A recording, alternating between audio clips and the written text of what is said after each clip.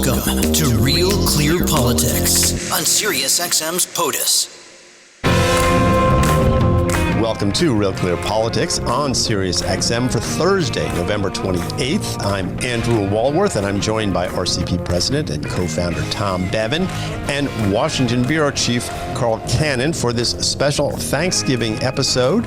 It's all about being thankful today, and there's so much to be thankful for. So for the next hour or so, we're going to talk to some of our favorite folks about what they are thankful for over the past election year and what they'll be looking for in 2025 and beyond. So, gentlemen, happy Thanksgiving.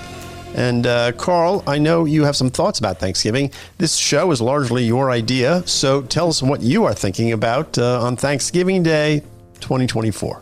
Well, Andy, and I covered the White House for 15 years.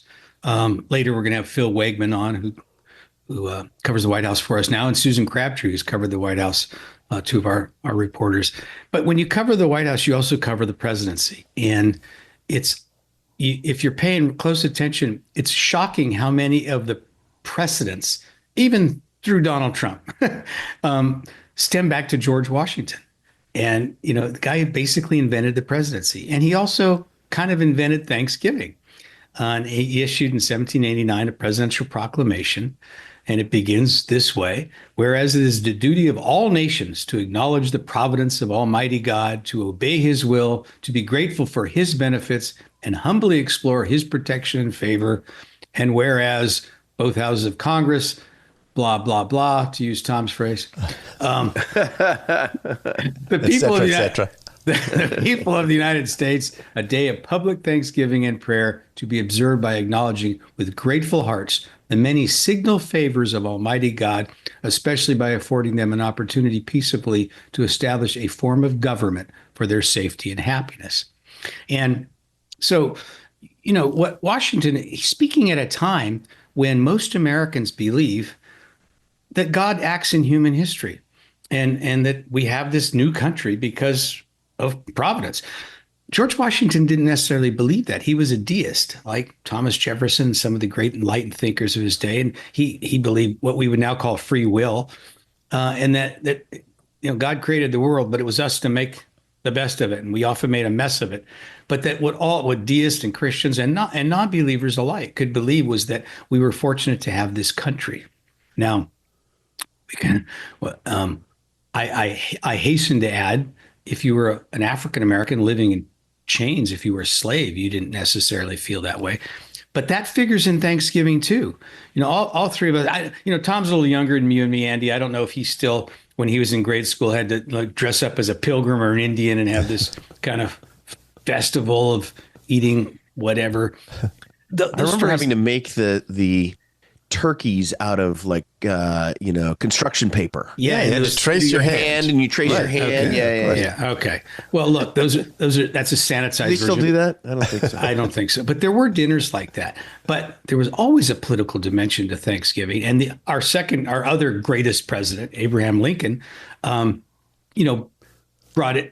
it a national holiday during the Civil War. And because of this dimension of slavery, there was people always thought about Thanksgiving. Well, what about slaves? And there's a woman. The reason we maybe have Thanksgiving as a national holiday is because of a woman named Sarah Hale, who wrote. She's forgotten now, which is too bad because she wrote a abolitionist novel called Northwood 15 years before Uncle Tom's Cabin, and she was an ardent abolitionist, and she also was an ardent believer in Thanksgiving. She hoped naively that if we had a day of Thanksgiving, it would forestall the Civil War. That didn't happen. But when the Civil War broke out, she lobbied Abraham Lincoln to make Thanksgiving a national holiday. And he did during the war. And what had happened in the run-up to the war, though, was that Thanksgiving, Southerners noticed that Northern preachers were using Thanksgiving, the idea of Thanksgiving Day, as a way to whip up sentiment against slavery and to use Christian charity to all the people, that if all the people could be thankful, all the people needed to be free. So it's a rich holiday, and it's an American holiday and very much wrapped up in our history. Well, with that introduction, Tom, let's talk about the present. Let's talk about the year just passed. What are you thankful for? What are you when you look at what went down this election cycle? Well, I am thankful that, because I sometimes take a dark, sort of cynical view about elections and these things. And I remember telling people as I was giving speeches around the country talking about the election that one of my fears was that we would end up in a post-election drama that included recounts and lawsuits that may last weeks, if not months, and cause more civil unrest and further undermine the fabric of our democracy. And thankfully, none of that has come to pass. I mean, we had an election where, Donald Trump won convincingly enough in all of those swing states, so it's not even in dispute. And so there hasn't been, hasn't been any protesting, hasn't been any rioting, haven't been any, unrest at all. And so that's a good thing for the country. And I had said this before too, also, that what we needed was a good old fashioned sort of ass kicking, one way or the other. It didn't matter to me. And we got that. And so I think we can be thankful that we avoided another some more drama that would have put the country through further trauma. Andy, I've never actually heard that phrase. I'm thankful there was an ass kicking. Well, it's interesting there, Tom. Do you think we're through it at this point? Or it's only been a couple of weeks now. When Trump won in 2016, I think part of it was just such a shock, and so many people, particularly on the left, had decided to themselves in their minds that Hillary Clinton was going to be president, and they could not wrap their head around the fact that people would vote for Donald Trump. And so we saw, even immediately after he was elected, remember these videos that everybody was doing, Martin Sheen and all these celebrities are talking about trying to get these electors to flip, and we can't let him be president and all that. And we had the Pussy Hat riots and all these things, right? I mean, we had people wailing in the streets. Riots, but there were demonstrations. Sorry, demonstrations. And we don't have any of that. So I think we are through it. And I think one of the reasons that we're not having the sort of turmoil that we did is number one, as I said, it's not really disputable that he won across the board, including the popular vote.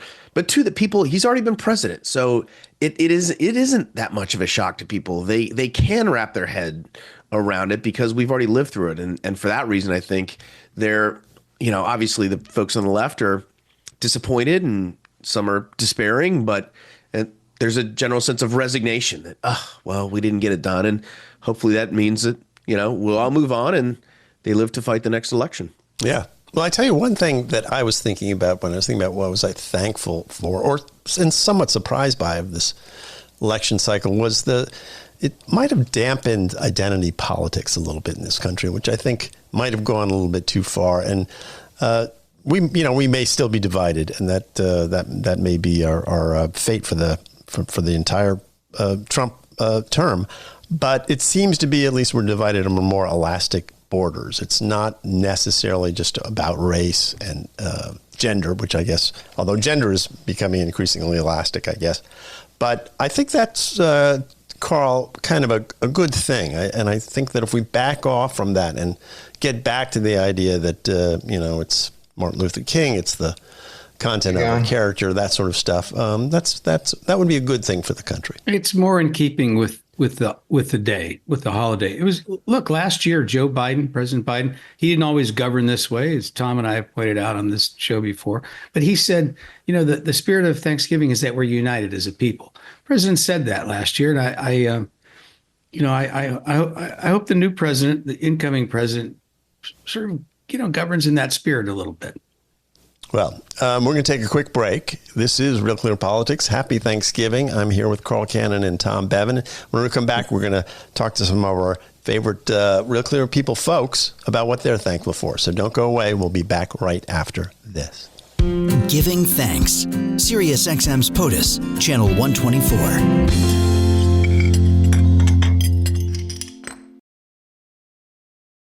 Informed viewpoints spanning the ideological spectrum. You're listening to Real Clear Politics on POTUS, SiriusXM Channel 124.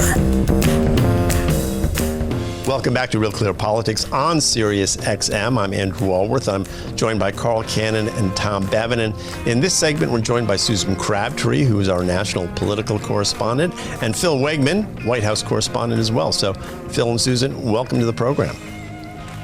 Great to be with you guys all at once. So, Susan, let's talk about what you've covered in the past year, especially your coverage of the Secret Service.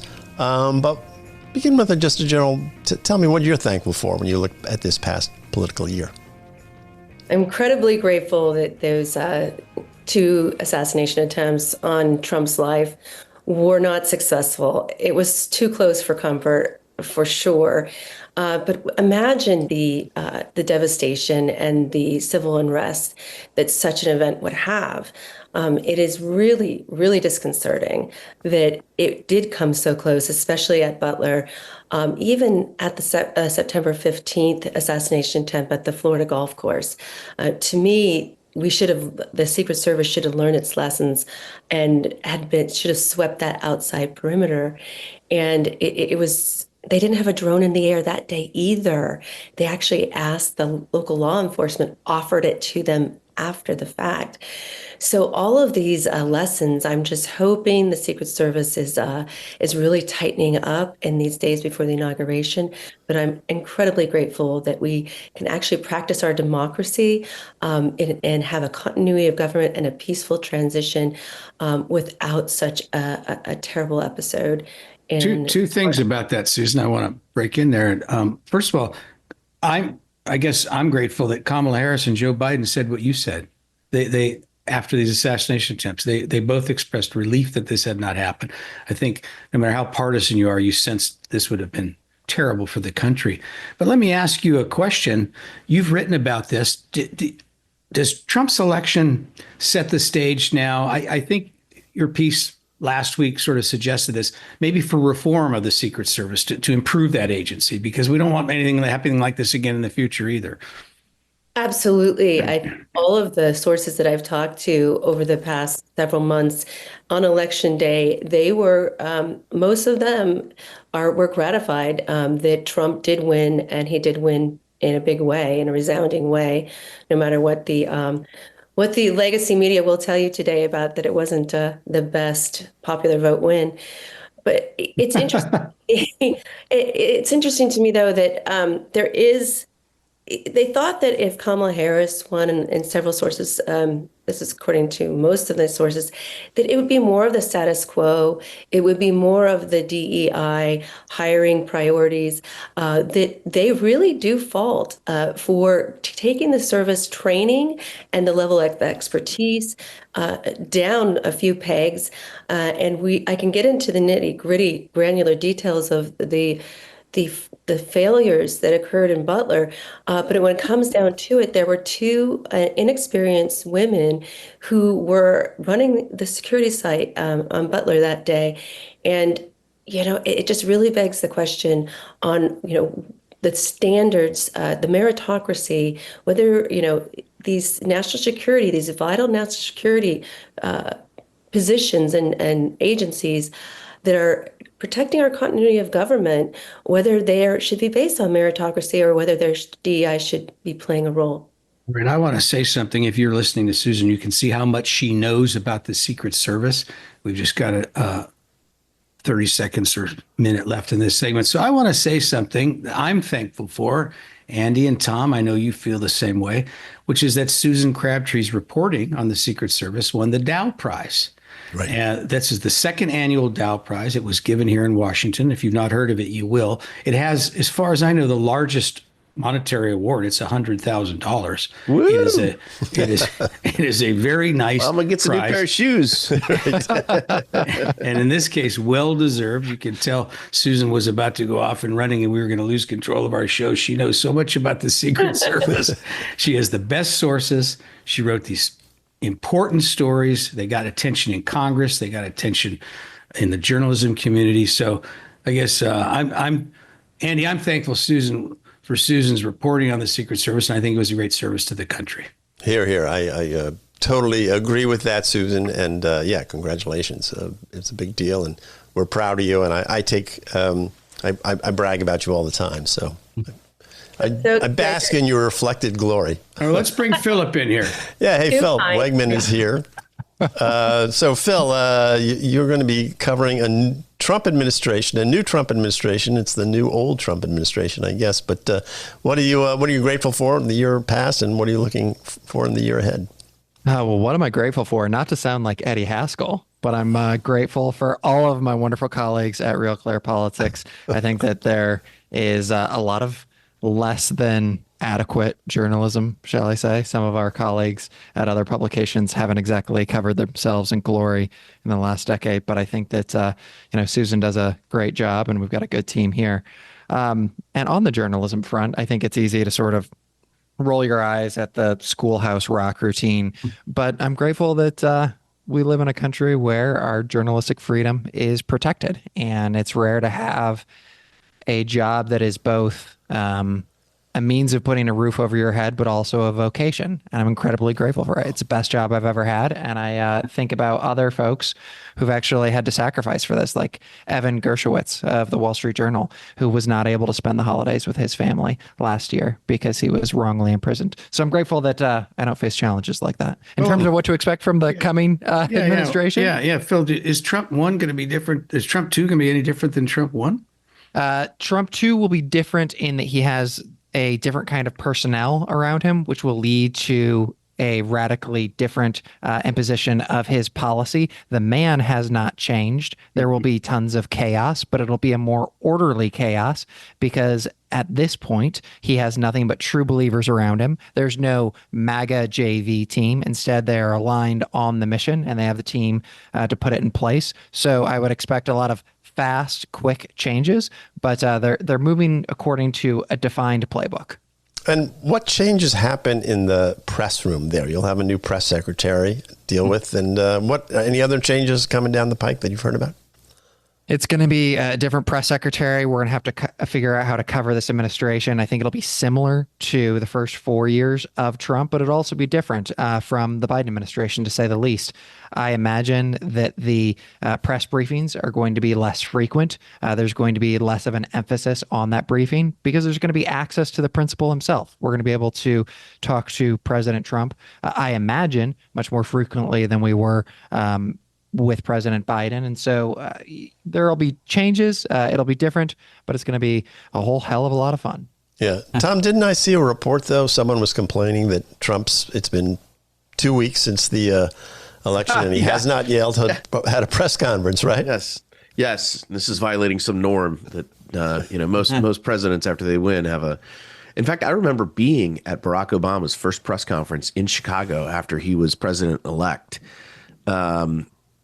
That is sort of tradition, and Trump hasn't done that. But I mean, again, given how few press conferences that Kamala Harris never had a single one, I think, while she was running during her whatever it was 15 weeks that she was the candidate, and Joe Biden did the fewest number of press avails and press conferences of any modern president. So I'm not really sure that.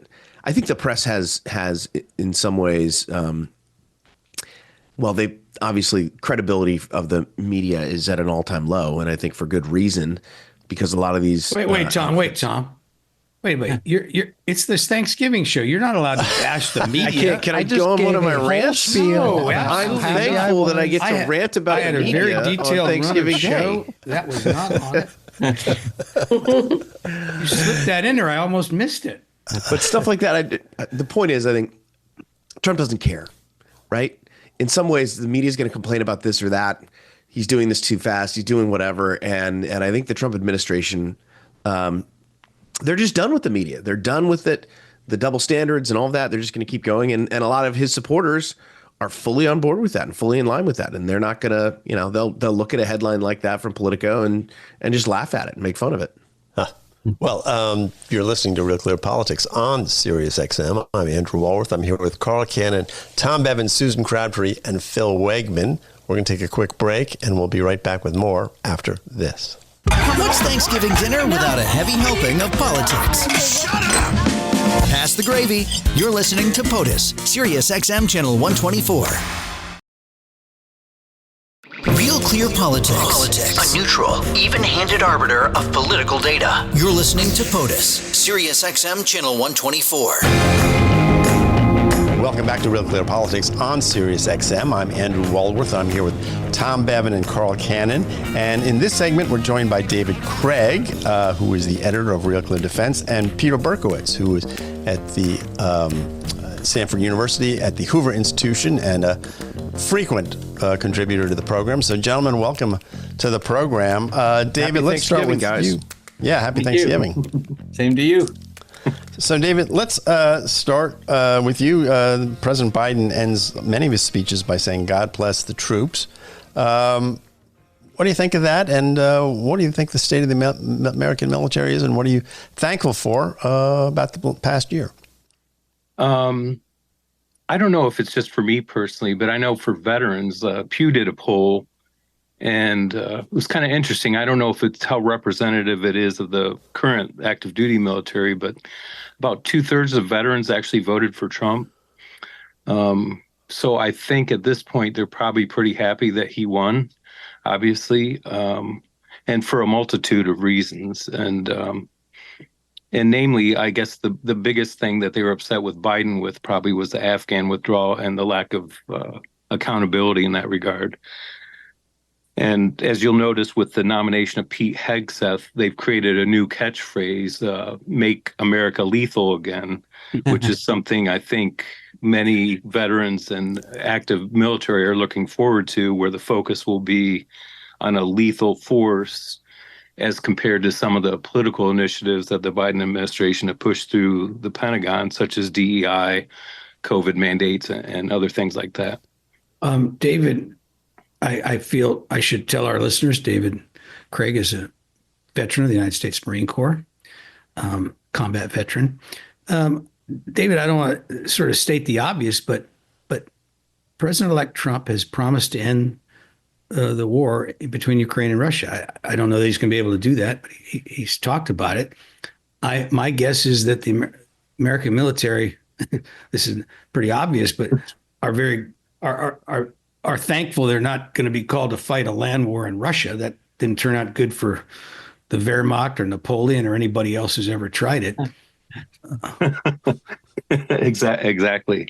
Well, yeah, there's a lot of interesting debate in regards to that, and even with the talk of Hegseth firing senior generals and flag officers. But to your point, I think most veterans will be glad to see the drawdown of this war and sort of the adoption of Trump's version of Reagan's peace through strength, which they expect for Trump, but could be a challenge with the Marjorie Taylor Greene types. But maybe he'll convince her to get on board with the peace through strength message that will deter future wars.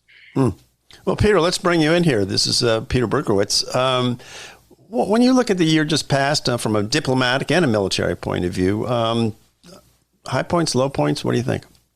The last year, it's not been a great year. We should say that last October, initially, Joe Biden rose to the occasion when Hamas jihadists stormed across Israel's border and massacred 1,200, kidnapped another 250 civilians.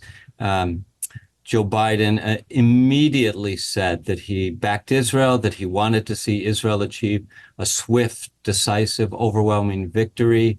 He visited Israel in the first 10 days. He ensured for sure at the beginning that weapons continued to flow to Israel. I think we have every reason to be grateful for that still, even as the year proceeded. It's Thanksgiving, so I won't emphasize this, but problems arose. But that initial response, I think, was as much from the heart as from the head, and we should be grateful for it. Peter, I'm sorry, Andy. Go ahead, Carl. Peter, I mean, wouldn't you say? I don't mean to state the obvious, but what the events of the last year showed me is that if you're a Jewish person in this world and wants to be safe, where else can you be safe for sure except the United States and Israel? I mean, we talked last week on the show. Tom mentioned that the president of Canada said he'd arrest Netanyahu if he was in Canada. I mean, I start to think that we should be thankful for the United States and Israel. Period. Well, we certainly should be extremely grateful for the United States and Israel. There's no doubt that the Jews of Israel and the Jews of the United States are both rattled as a result of events of the last year. Jews of Israel because of the Hamas attacks and the Seven Front War with Iran. Jews in the United States because of the upsurge of anti-Semitism, especially on campuses. But I do want to just a moment to put this in perspective. Anti-Semitism is an ancient hatred. Some people say the oldest of hatreds. But in the modern world, in the enlightened world, Jews have found two homes, or we should really say they found one home and founded another home. We Jews have found a home in the United States, the likes of which we have never encountered. We have encountered nowhere else in the modern world, where we can flourish in any and all disciplines. And the Jews of Israel built a proud nation state of the Jewish people, which is also a rights-protecting democracy in a region that which is home to no other rights-protecting democracy. So yes, I agree with you, Carl. We Jews and lovers of freedom have reason to be grateful for both the United States of America and for Israel. Well, David used this term, peace through strength. It's something that we associate largely with the Reagan administration, I guess. That's what I think of it as, at least. But Peter, when you hear that phrase and you look at the year coming up, do you think America can restore itself in terms of its position in the world? And is peace through strength the right lens through which to see how we're going to do that? I think it is the right lens, since history has shown that strength is an essential condition for people who seek peace.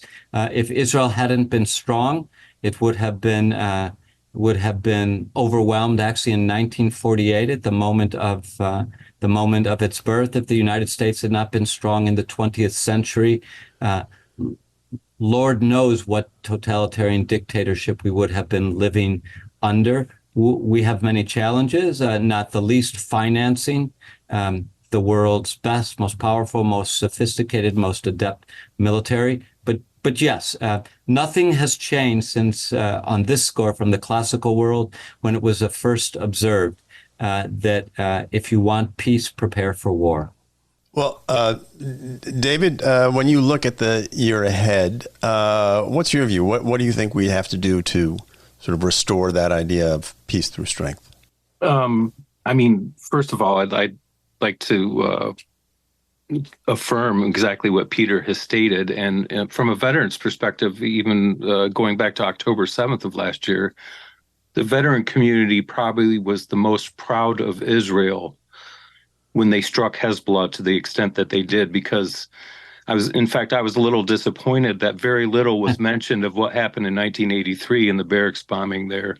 And before that, our U.S. embassy bombing, and that what Hezbollah has done to destroy Lebanon, which, many in the Middle East, including my Iraqi counterparts when I was there, viewed it as the Paris of the Middle East, and no more due to Hezbollah. Not only that, I mean, a lot of veterans are frustrated with the way that we've handled the Houthis. We're very grateful for what Israel has done. Instead of trying to down drones, they struck them where it counts and hit them in the ports. Something we failed to do and probably should have been doing. I think veterans are also happy with what Israel did in retaliation to the Iran strikes on Israel, and really in a stealth and strategic way knocked out almost the entirety of Iran's air defenses. So it'll be interesting to see what Trump will do with our allies, and namely Israel, in the future, because there's many in the administration coming forward that are really adamant about taking out Iran's nuclear capability, which would be not only devastating to the region, but to the rest of the world if that ever came to fruition. And Peter, how do you think the world is viewing Donald Trump at this point? They've seen him on the world stage before, so it's not a new quality to them, but it's going to be a big change, obviously. There's this notion of strategic ambiguity, ambiguity, which is to say we're not exactly sure what someone's going to do in a situation, and that has been sort of something we've talked about in terms of Taiwan specifically. But you could sort of apply it to the world at large. And is that a strength or a weakness for Trump at this point? It depends on what he makes of it. I think a lot of the world views him with trepidation. A lot view him as a loose cannon. But to the extent that there's a crystallizing position, and this comes from foreign reliance on mainstream media, Trump is typically depicted as a simple-minded isolationist who cares only about making the American economy stronger. In a few conversations with Europeans and Israelis who have thought this, I have pointed out that if Trump's an isolationist, then his picks for Secretary of State, National Security Advisor, and Secretary of Defense are about the worst possible picks, since they are Iran hawks and China hawks, which is not to say that there is not it's not to say that Donald Trump and people around him are not of two minds, but the initial decisions suggest that this administration is a peace through strength administration. We will see how it plays out. It's very early, but that's how it seems right now. All right. Well, you're listening to Real Clear Politics on Sirius XM. I'm Andrew Walworth. I've got Tom and Carl with me, and I've been joined by Peter Berkowitz and David Craig. Both been here for the segment. We're going to take a break. We'll be right back after this. Politics of the United States for the turkeys of the United States. Gobble, gobble. Happy Thanksgiving from POTUS, Sirius XM Channel 124. Covering the news fairly and honestly. You're listening to Real Clear Politics on Sirius XM's POTUS, Channel 124. Welcome back to Real Clear Politics on Sirius XM. I'm Andrew Walworth. I've got with me Tom Bevan and Carl Cannon, and Cathi Warren from Real Clear Politics joins us for this segment. Cathi, people don't hear you very often or see you, I guess, but you're a big part of our lives, so I'm glad to have you on the radio. Thank you for asking me. Can I just say that one of the things that I'm thankful for is that about 20 years ago, I got an email out of the blue from this woman I'd never heard of telling me that there was a typo on the front page of Real Clear Politics, and gently bringing my attention to that fact. And I responded to her and thanked her for pointing that out, and I made the change, and that became sort of a regular thing.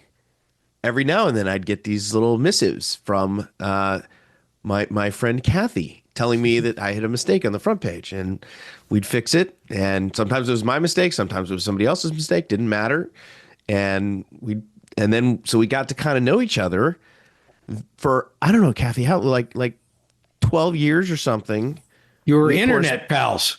We were internet pen pals. Yeah. I'd never met you. I don't even know.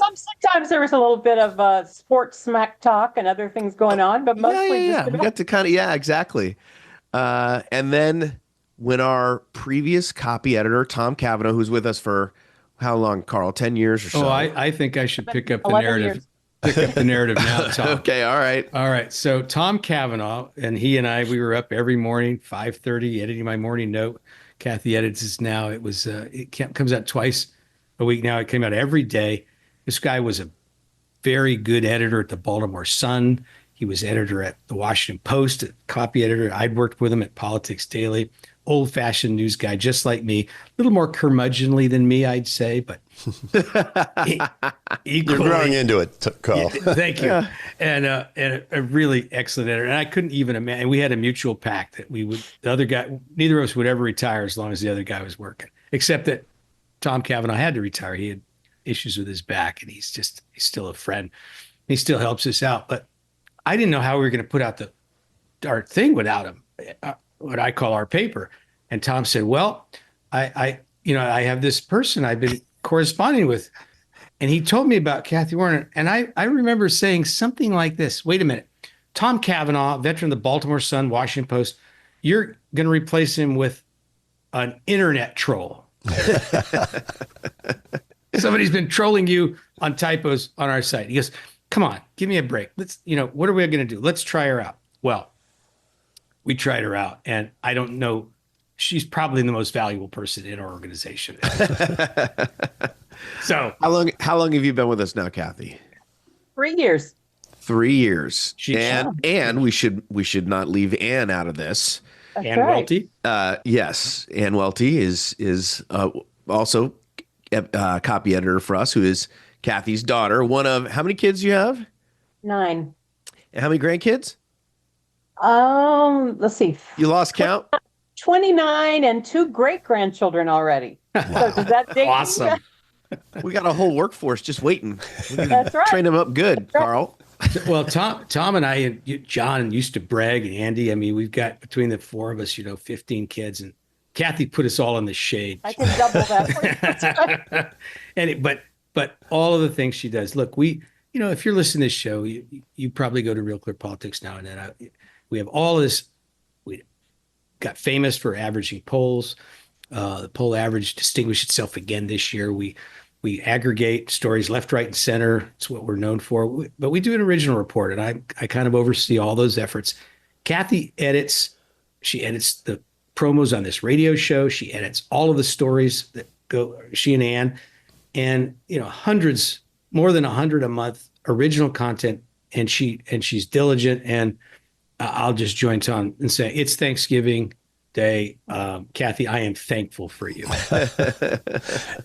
Well, yeah, our listeners can tell what Tom and Carl and I are thankful for. But Cathi, let's ask you. You're out there in the heartland. You don't live here in D.C. or in Chicago where Tom is. But what's the view out there, and what are you thankful for this Thanksgiving?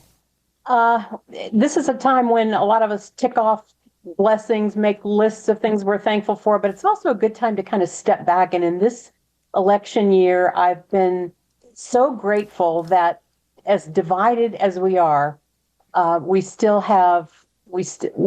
stable. We're at peace. I'm in a very peaceful part of the country, in the corner of the state of Arkansas in the Ozarks, which is a deep red state, but is also the home of Bill Clinton and other Democratic giants through the years, like Wilbur Mills and J. William Fulbright. So we've got the whole gamut, but I believe it's a wonderful time to be alive, even with the divisions we have. So, Carl, we're sort of getting to the end of the program, more or less, here at this point. When you look forward, and especially in light of the conversation we've just had with various people around Real Clear Politics, what are you thankful for personally, and what are you hoping for in the year ahead, I guess is a way to put it?